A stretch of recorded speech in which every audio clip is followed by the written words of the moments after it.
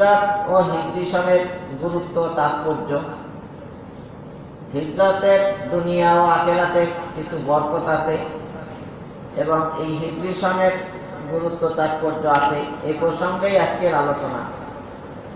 মুসলিমগণের জন্য কাফেরদের অনিষ্ট থেকে আত্মরক্ষা করা, সত্য প্রচার করা এবং দুনিয়াতে ন্যায় ও সুবিচার প্রতিষ্ঠা করা একটি কৌশলের নাম হল হিজরত তথা দেশ ত্যাগ। হিজরতের আরেক বাংলা অর্থ কি? দেশ ত্যাগ। অর্থাৎ যে দেশে সত্যের বিরুদ্ধে কথা বলতে ও কাজ করতে বাধ্য হতে হয়, সত্যের বিরুদ্ধে কথা বলতে এবং কাজ করতে বাধ্য হতে হয়, সেই দেশ পরিত্যাগ করাই হলো হিজরত। তো হিজরত শব্দের অর্থ হলো ত্যাগ করা। ইসলামী ভাষিক অর্থ, পারিভাষিক অর্থ হলো কোনো স্থানে বসবাস করে আল্লাহর বিধান পালন করা সম্ভব না হইলে ওই স্থান ছেড়ে অনুকূল স্থানে চলে যাওয়াকে হিজরত বলে। একজন সত্যিকার ঈমানদার ব্যক্তি সে যে আল্লাহর ইবাদত করবে এবং দেশ ও জাতিকে পরিত্যাগ করার প্রয়োজন হলে তা করবে। সর্ব অবস্থায় সে আল্লাহর গোলাম, আল্লাহর ইবাদত করবে। এটাই হলো একজন ঈমানদারের কাজ। দুনিয়ার সব কিছুকে কোরবানি দিতে হলেও সে প্রস্তুত থাকবে, কিন্তু তার দ্বীনকে, ঈমানকে নষ্ট করবে না। কারণ ঈমান মহাদৌলত। ঈমান ছাড়া আখিরাতে কোনো মূল্য নাই। তাহলে ঈমান সংরক্ষণের জন্য প্রয়োজনে দেশ ত্যাগ করবে। আল্লাহর জমিন অনেক প্রশস্ত, এক জায়গায় থাকতে হবে এমন কথা কোথাও নাই। আল্লাহ তাআলা সূরা আনকাবুত 29 নম্বর সূরার 56 নম্বর আয়াতে বলেন, ইয়া ইবাদিয়াল্লাযীনা আমানু ইন্না আরদি ওয়াসিআতুন ফাইয়্যায়া ফা'বুদুন। হে আমার বান্দাগণ, নিশ্চয় আমার জমিন প্রশস্ত, সুতরাং তোমরা আমারই ইবাদত করো। হে আমার বান্দাগণ, নিশ্চয় আমার জমিন প্রশস্ত, সুতরাং তোমরা আমার ইবাদত করো। আমার ইবাদত করতে যদি কোথাও বাধা আসে, তা আমার জমিন তো প্রশস্ত, ওখানে থেকে করতে হবে না। হিজরত করে অন্যত্র যাই হইল, সুবিধা মতো জায়গায় আমার ইবাদত করো। অর্থাৎ ইবাদত তোমার করতে হবে। ওমা খালাকতুল জিন্না ওয়াল ইনসা ইল্লা লিয়াবুদুন। আমি তো তোমাকে ইবাদত করার জন্যই সৃষ্টি করছি। সর্ব অবস্থায় ইবাদত করতেই হবে। যে দেশে কুফর ও অবাধ্যতা করতে বাধ্য করা হয়, আল্লাহর জন্যে সেই দেশ ত্যাগ করা এবং এমন কোনো স্থান তালাশ করা যেখানে স্বাধীন ও মুক্ত পরিবেশ, সেই মুক্ত পরিবেশে আল্লাহর নির্দেশাবলী নিজেরাও পালন করতে পারে এবং অপরকেও উদ্বুদ্ধ করতে পারে, এমন দেশে হিজরত করার কথা বলা হয়েছে এই আয়াতে। কারণ শুধু নিজে পালন করলে হবে না, উম্মতে মুহাম্মাদের কাজ একটা না, দুইটা। আগের নবীর উম্মতের কাজ ছিল একটা, যা নবীরা বলতো তা উম্মতেরা পালন করত। আমাদের নবী শেষ নবী, আনা খাতামুন নবিয়্যিন লা নবিয়্যা বাদি, তাআল্লামুল ফারাইদ ওয়াল কুরআন ওয়া আল্লিমুন নাস ফা ইন্নী মাকবুস। তোমরা ফরজ এবং দ্বীন শিক্ষা করো, কোরআন শিক্ষা করো, মানুষদেরকে শিক্ষা দাও, কারণ আমি চিরকাল থাকবো না। তাহলে উম্মতে মুহাম্মাদের কাজ দুইটা, বাল্লিগু আন্নী ওয়ালাউ আয়া। একটা আয়াত হলেও তুমি অন্যের কাছে পৌঁছাইয়া দাও। অর্থাৎ তুমি নিজে আমল করবে, যেহেতু আমি সর্বশেষ নবী, আমার পরে আর কোনো নবী আসবে না, নবীওয়ালা কাজও তোমাকে করতে হবে। উম্মতে মুহাম্মাদের এখানেই শ্রেষ্ঠত্ব। কুনতুম খায়রা উম্মাতিন উখরিজাত লিন-নাস তা'মুরুনা বিল মা'রুফি ওয়া তানহাউনা আনিল মুনকার। তোমরা শ্রেষ্ঠ উম্মাত, কারণ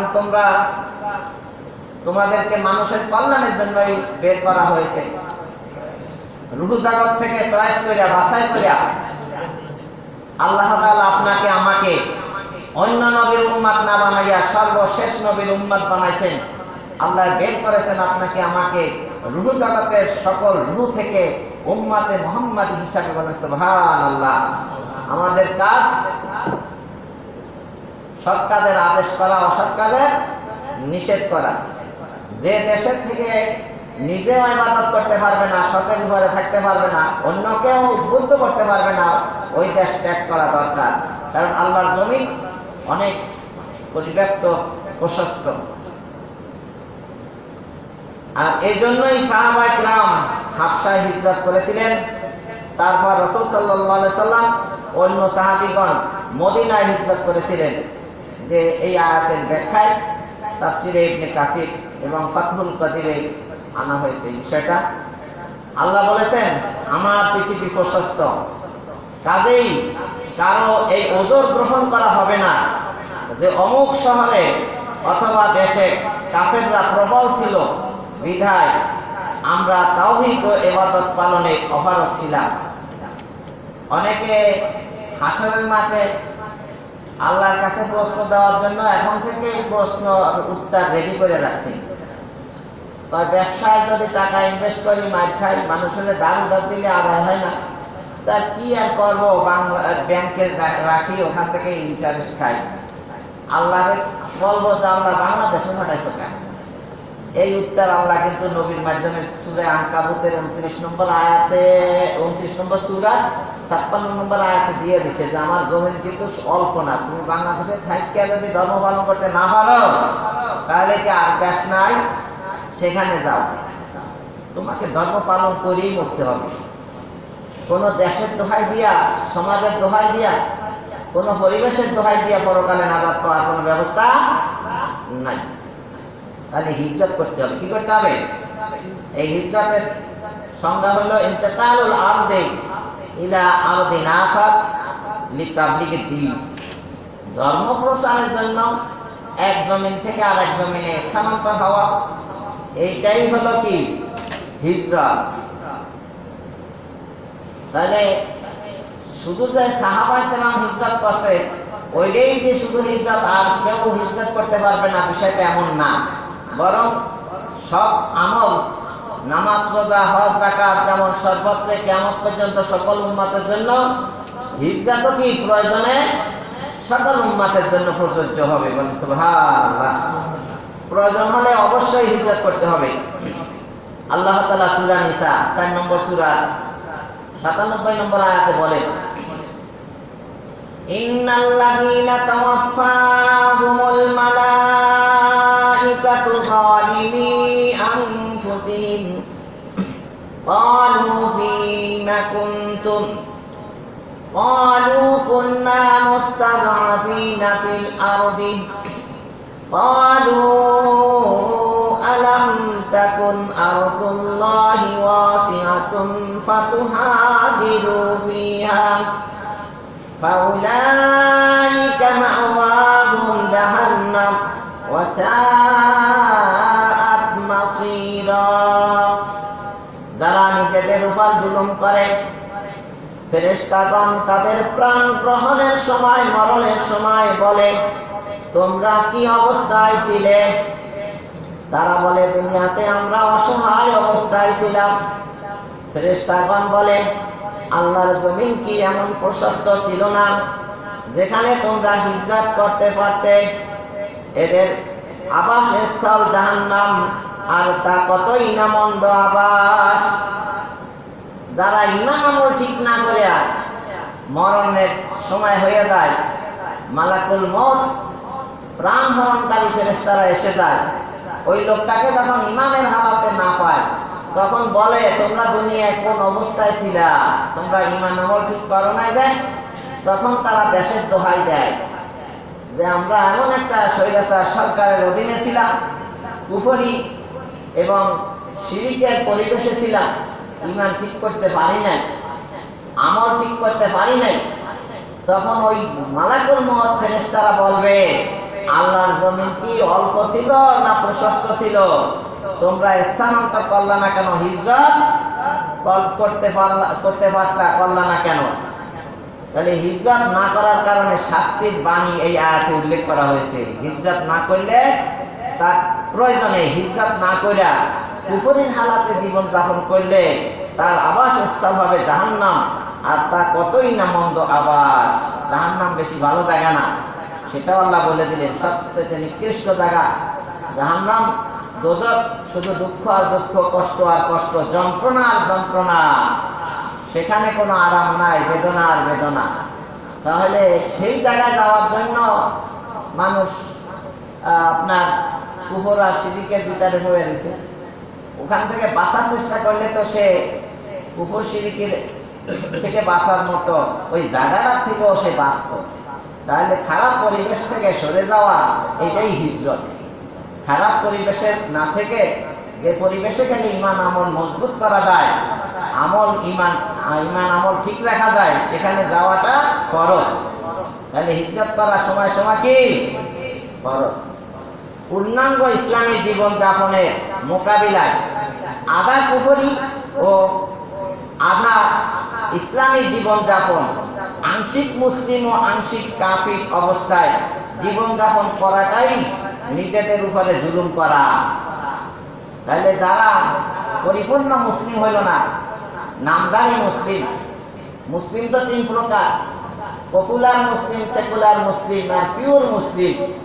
সে পিওর মুসলিম হইল না, সে কিছু ইসলামী কাজ করলো, আবার কিছু কুফরি শিরকের কাজ করলো, অমুসলিমের মতো কাজ করলো। এই জন্য কবি বলেন, হজ্জে কাবা মে গিয়া और गंगा में स्नान भी, खुश रहे रहमान भी, राजी रहे शैतान भी। হজে কাবা, কাবা করে হজ করতেও যায়, আবার গঙ্গায় যাইয়া হিন্দুদের সাথে স্নানও করে। এরা আল্লাহকেও রাজি রাখতে চায়, শয়তানকেও খুশি রাখতে চায়। এটা হয় না। লা ইলাহা ইল্লাল্লাহ, এক আল্লাহ ছাড়া আর কেউ মাসুকও নয়, মাবুদও নয়। কাউকে আর খুশি করলে আল্লাহ খুশি হয় না।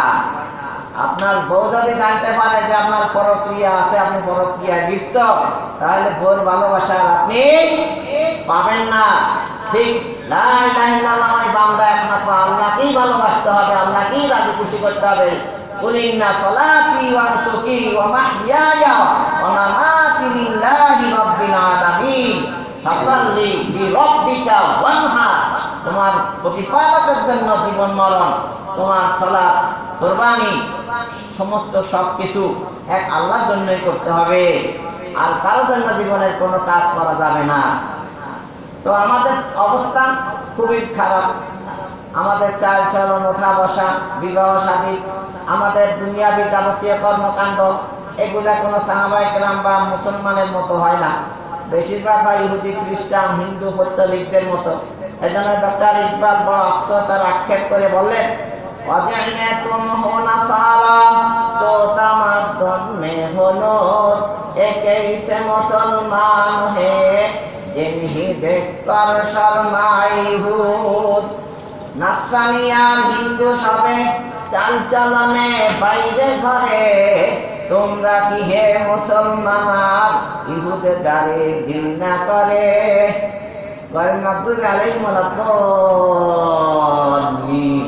মসজিদ ফাটাই ফেলাই আমিন, আর নামাজ শেষ করে দিলে ইহুদি খ্রিস্টানের মতো চলে। কি বললো আর কি করলো?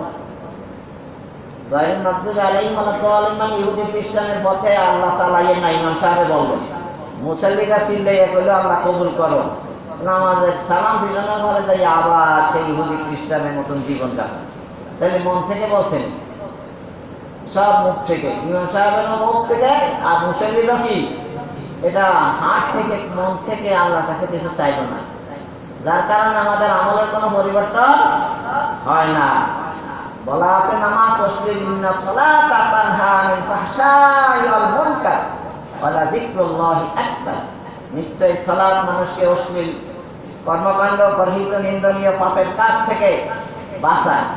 সেটা নামাজ হতে হবে, তো তারপর তো নামাজই তো বাঁচাবে, নামাজই তো তার হয় নাই। কারণ নামাজ পড়তে হলে যে খুশু খুজু, একাগ্রতা, ফরজ ওয়াজিব সুন্নাত সব কিছু দিয়া, যেভাবে মনোযোগ দিয়া একাগ্রতা শিখতে নামাজ পড়ার দরকার ছিল, ওইভাবে সে নামাজ পড়ে নাই, নামাজের মতন নামাজ হয়নি।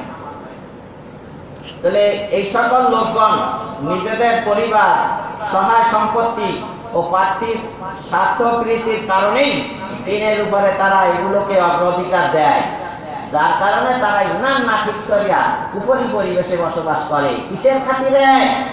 ওই যে দুনিয়ার স্বার্থে, আখিরাতকে জলাঞ্জলি দেয়। আজকে যদি আখিরাতকে প্রাধান্য দিত, তাহলে ওই পরিবেশ থেকে সে হিজরত করিয়া অন্যত্র যাইয়া তার ইমান আমল ঠিক রাখত। হিজরত সম্পর্কিত কোরআনে যেসব আয়াতগুলো সেটা তিনটা ভাগে বিভক্ত।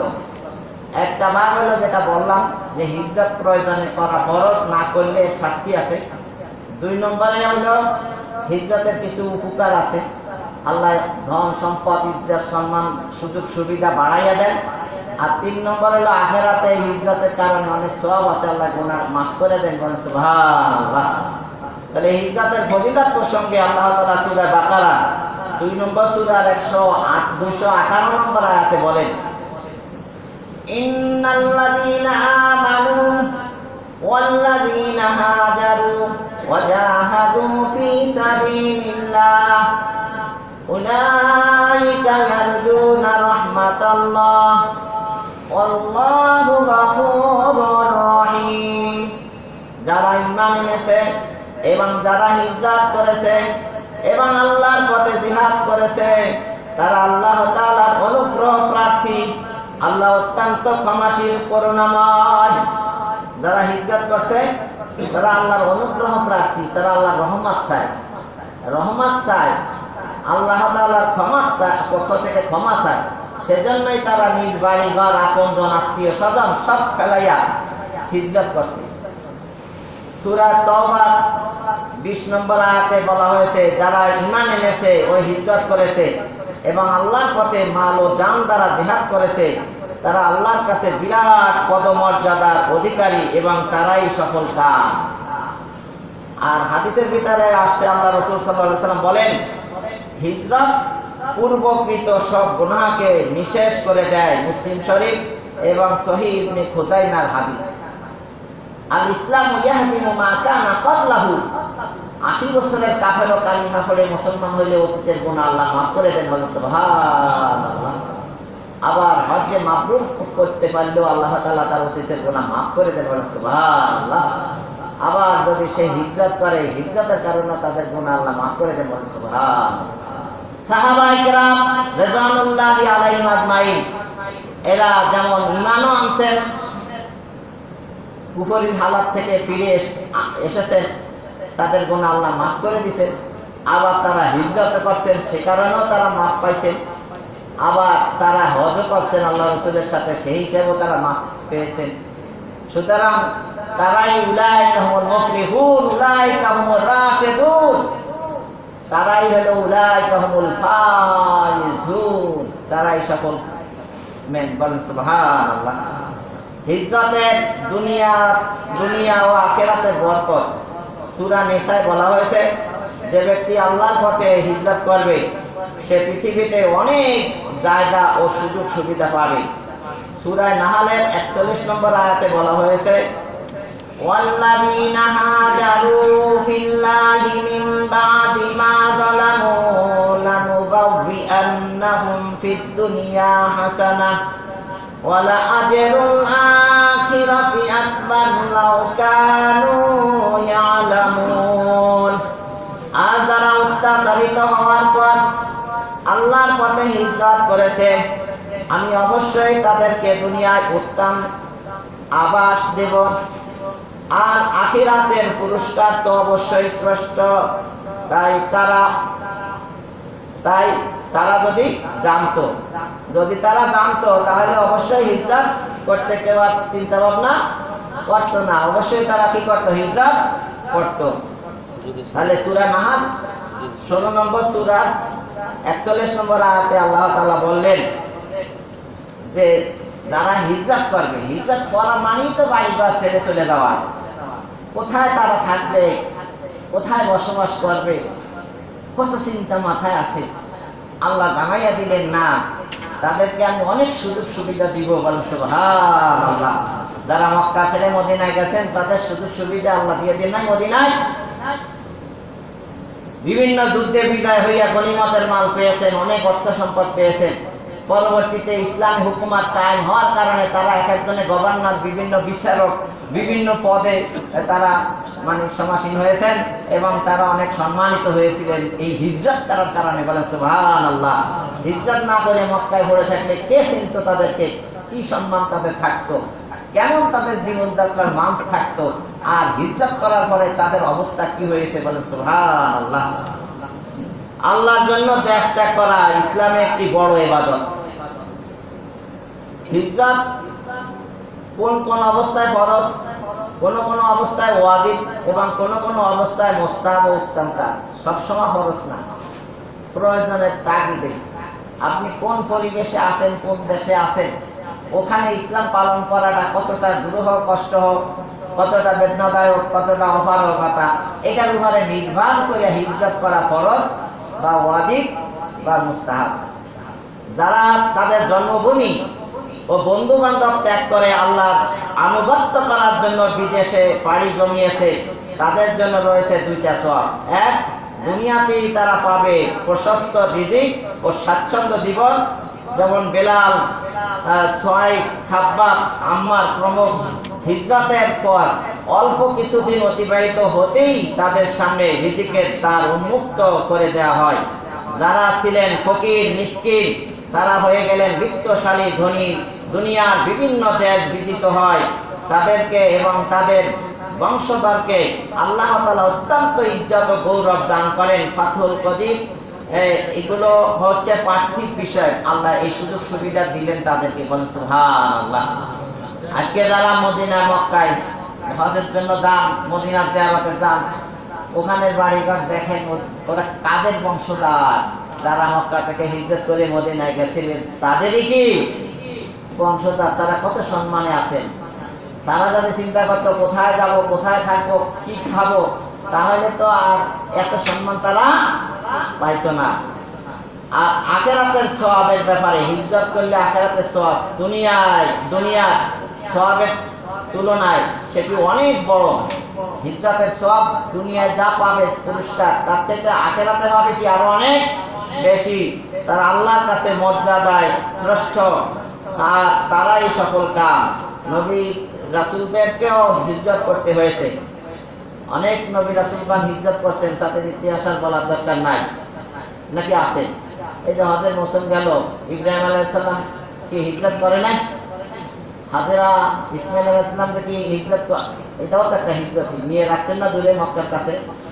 তাহলে এইভাবে অনেক নবী রাসূলগণ কি করেছেন? মুসা আলাইহিস সালাম কি মিশর ছাইরা মাথায় এনে যায় নাই? প্রয়োজনে তো অনেকেই কি করছেন?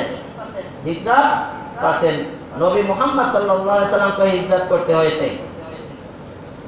কাফেরেরা নির্যাতন করতে করতে একটা পর্যায়ে দেখলো যে মুসলমান তো আস্তে আস্তে চলে যেতেছে।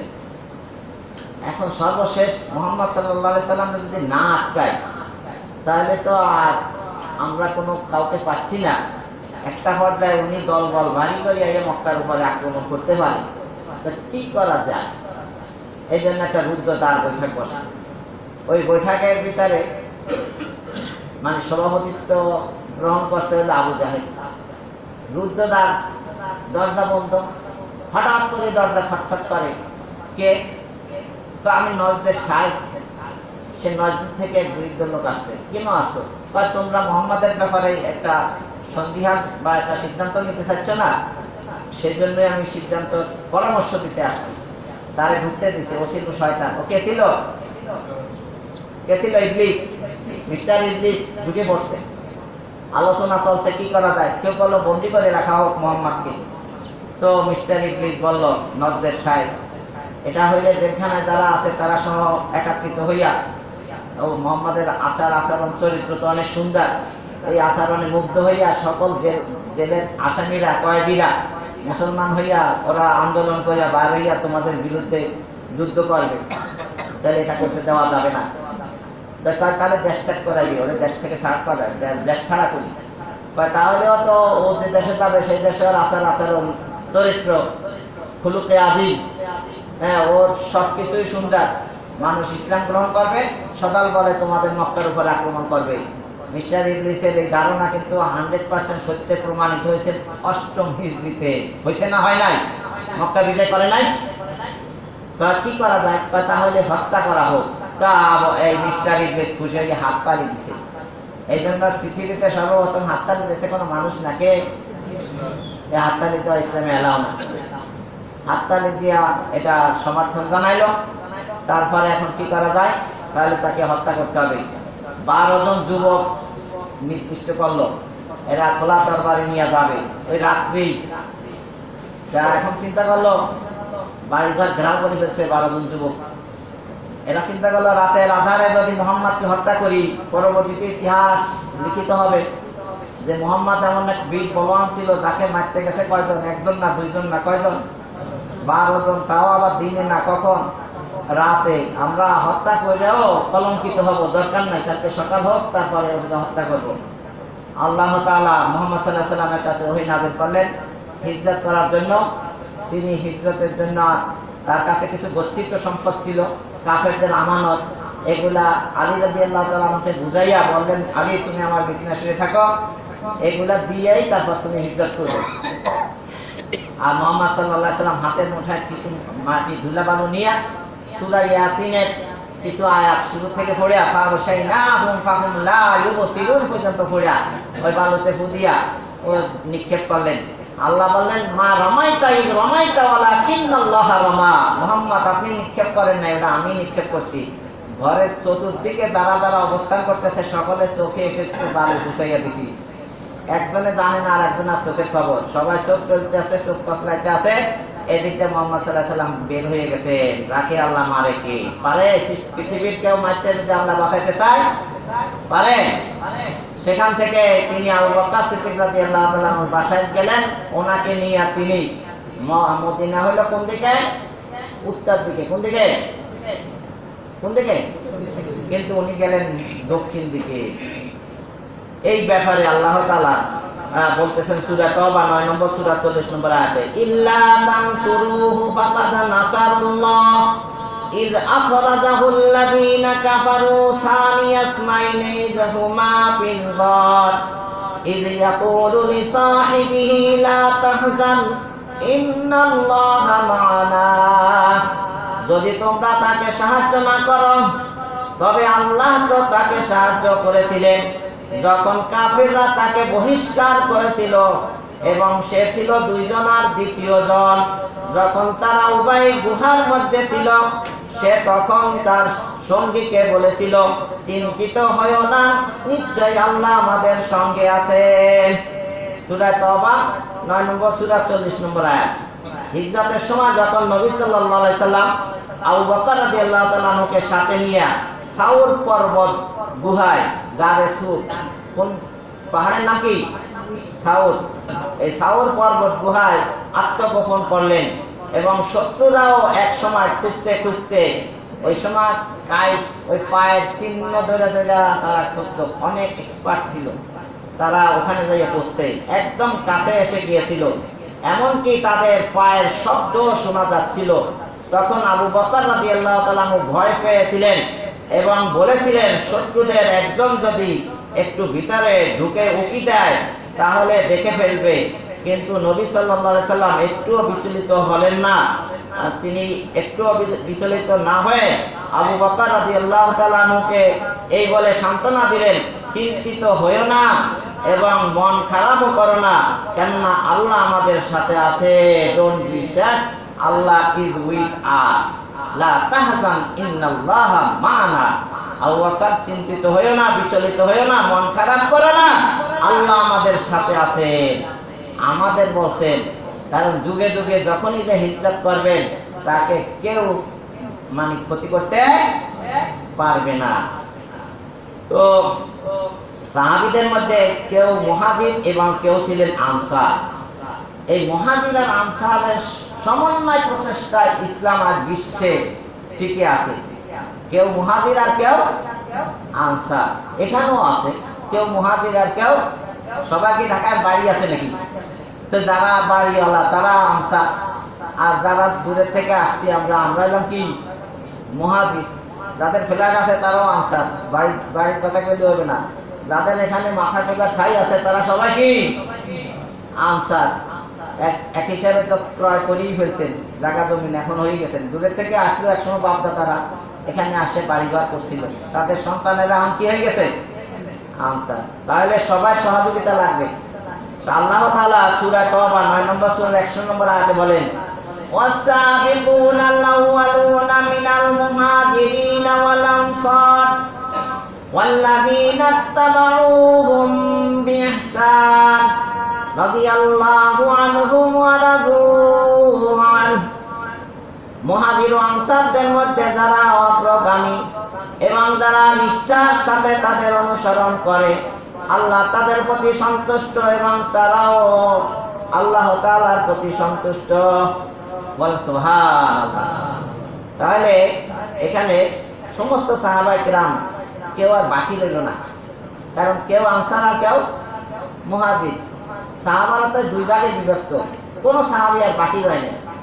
1,24,000 মতান্তরে 2,24,000 সব সাহাবাদের প্রতি আল্লাহ রাজি, তারাও আল্লাহর উপরে রাজি। এই জন্য সাহাবাদের নাম শুনলে আমরা কি বলি রাদিয়াল্লাহু আনহু, নাকি মহিলা হইলে রাদিয়াল্লাহু আনহা।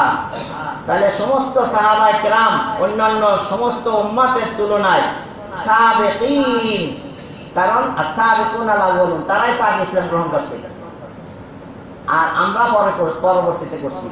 তা আল্লাহ এখানে শুধু তাদের উপরে রাজি তা না, ওয়াল্লাযীনা ইত্তাবাউহুম, আজকে যেসব উম্মতেরা মুহাজির আনসার সাহাবাদের অনুসরণ করবে, নিয়ে নিষ্ঠার সাথে আন্তরিকতার সাথে তাদেরকে ফলো করবে, তাদের উপর আল্লাহ রাজি আর আল্লাহ তাদের উপরে, তারাও আল্লাহর উপরে রাজি। বলেন সুবহানাল্লাহ।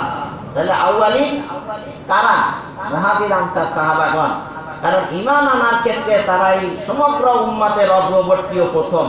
পরবর্তী কিয়ামত পর্যন্ত সবাই তাদের অনুসারী। ফাতহুল কদিরে এই ব্যাখ্যা লেখছে। এখানে একটা কথা বলা যায়, সেটা হলো এখানে বলছে আউয়ালিন, যারা আগে ঈমান আনছে। এরা কারা?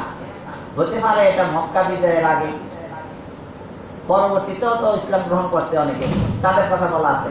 অথবা বদরের যুদ্ধে তারা অংশগ্রহণ করছে, বা তাদের পরে যারা, অথবা খানায় কাবা অথবা আপনার এই বিভিন্ন যে যুদ্ধ বিগ্রহ হয়েছে, যেমন হুদাইবিয়ার আগে বা পরে, এইভাবে বিভিন্ন মত অনেক ব্যাখ্যাকারীরা প্রকাশ করছে।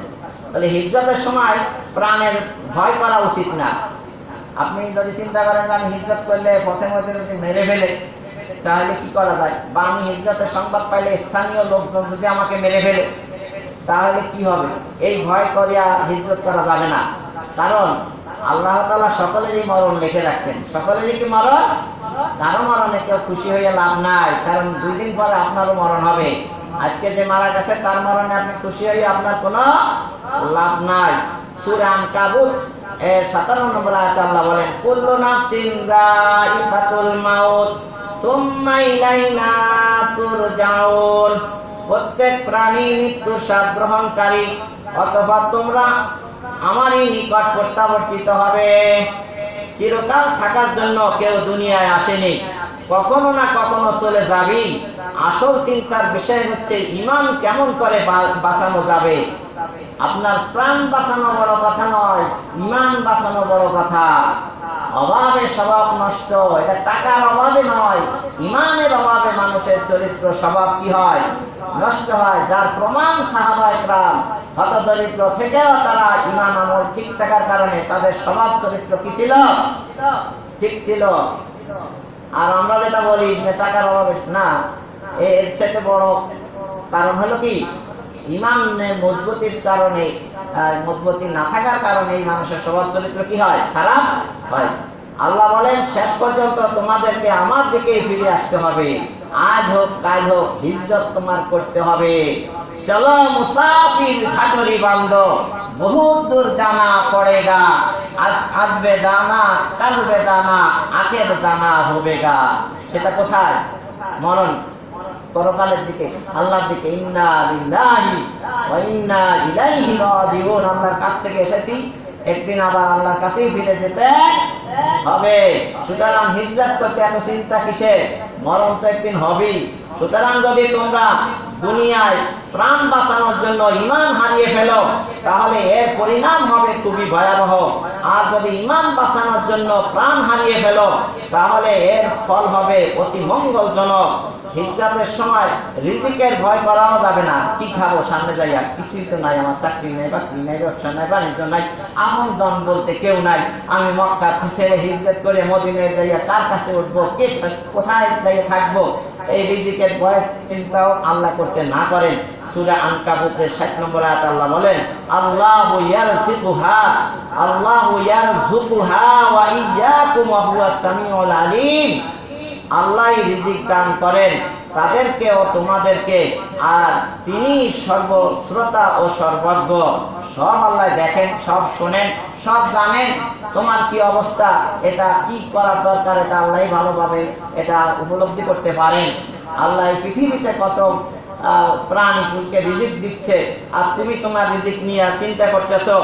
এজন্য বাংলা কবি বলেন, আল্লাহ হলেন রিজিক দাতা, বান্দা কেন ঘামায় মাথা, ক্ষুদ্র মাথায় ধরবে কি আর পাক এলাহির শান। আমাদের মাথায় এটা ধরা সম্ভব নয়। সুলাইমান আলাইহিস সালাম সমস্ত মখলুককে দাওয়াত দিয়ে একবেলা খাওয়ানোর জন্য 6 মাস ধরে খাবার রেডি করছে। সাগর থেকে একটা মাছ আসে, এক লোকমা খেয়ে বলতেছে, আমাকে আরো 2 লোকমা আল্লাহ বেশি খাওয়াইতো। আমারে আবার তোমার দাওয়াত গ্রহণ করার কারণে আমি আজকে ক্ষুধার্ত রইলাম, আমার আজকে নাস্তাও হয় নাই, পেট ভরা তো দূরের কথা, বুঝেন নাই? তখন তিনি সিজদা উপনীত হয়ে বললেন, আল্লাহ রিজিকের ব্যবস্থা তোমার হাতেই থাকুক, এটা পৃথিবীর কেউ করতে পারবে না। তোমাদের চোখের সামনে যে অসংখ্য প্রাণী জলে স্থলে বিচরণ করে বেড়াচ্ছে, তাদের জীবিকার দায়িত্ব কে বহন করছে? আল্লাহ বুঝাইতে চান যারা হিজরতকারী তাদেরকে, আল্লাহই তো এদের সবাইকে প্রতিপালন করছেন। আল্লাহ যেখান থেকে তা অসংখ্য সৃষ্টিকে রিজিক দিচ্ছেন, সেখান থেকেই তোমাদেরকেও দেবেন। কাজেই তোমরা সাহস হারিয়ে ফেলো না যে যদি ঈমান রক্ষার জন্য বাড়িঘর ছেড়ে বের হয়ে পড়লে আমরা কি খাবো, এই চিন্তা করা তোমাদের দরকার নাই। তারপরে হিজরত কারীরাই প্রকৃত ঈমানদার। যারা হিজরত করছে তারাই কি প্রকৃত ঈমানদার। আল্লাহ এই মর্মে সূরা আনফাল 8 নম্বর সূরা 74 নম্বর আয়াতে বলেন, উলাইকা হুমুল মুমিনুনা হাক্কান লাহুম মাগফিরাতুন ওয়া রিজকুন কারীম। তারাই প্রকৃত মুমিন, তাদের জন্য রয়েছে ক্ষমা ও সম্মানজনক জীবিকা। যারা হিজরত করছে তাদের জন্য সম্মানজনক রিজিকের ব্যবস্থা করছেন আল্লাহ। হ্যাঁ, বলেন সুবহানাল্লাহ। এবং তাদের জন্য রয়েছে ক্ষমা। মুহাজির ও আনসারগণ একে অপরের বন্ধু। যারা হিজরত করবে আর যারা আশ্রয় দিবে, উভয় একে অন্যের কি বন্ধু। তাহলে পৃথিবীতে যে পরিবেশেই বাস করি না কেন, কেউ আনসার আর কেউ মুহাজির, উভয় থাকতে হবে, বন্ধু সুলভ আচরণ করতে হবে একে অন্যের সাথে। আপনি বাড়ি আলা হোসেন দেখে ভাড়া ঠিয়া করলে খারাপ ব্যবহার করতে পারবেন না। ও মুহাজির, ওর সাথে আপনি ভালো ব্যবহার করতে হবে। বলেন সুবহানাল্লাহ। কি নিয়ম শিখিয়ে দিয়ে গেলেন আল্লাহ। আল্লাহ তাআলা বলেন সূরা আনফাল, এটা আপনার 72 নম্বর আয়াতে আল্লাহ বলেন, ইন্নাল্লাযীনা আমানু ওয়া হাজারু ওয়া জাহাদু বিআমওয়ালিহিম ওয়া আনফুসিহিম ফি সাবিলিল্লাহ ওয়াল্লাযীনা আওয়াউ ওয়া নাসারু উলাইকা বা'দুহুম আউলিয়াউ বা'দ। যারা ঈমান এনেছে, হিজরত করেছে এবং জীবন ও সম্পদ দ্বারা আল্লাহর পথে জিহাদ করেছে, আর যারা আশ্রয়দান করেছে এবং সাহায্য করেছে, তারা পরস্পর পরস্পরের বন্ধু। সুবহানাল্লাহ। তাহলে আমাদের হাতে সময় কম, 2টা বিষয় আলোচনা করার ইচ্ছা ছিল। একটা ছিল হিজরতের বরকত ফজিলত, আর একটা হলো হিজরি সনের গুরুত্ব তাৎপর্য। আজকে হলো মুহররম মাসের 1 তারিখ, 1447 হিজরি সন। এই হিজরি সন